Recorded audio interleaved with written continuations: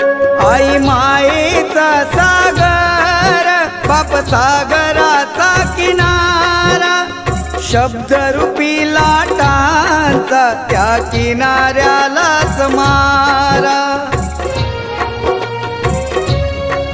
लेकाच्या भविष्यासाठी बाप दिन रात धडपडतो. लेकीच्या लग्नामध्ये बाप हमसून रडतो. लेक त्याची लाडाची चांदणी, बाप माझा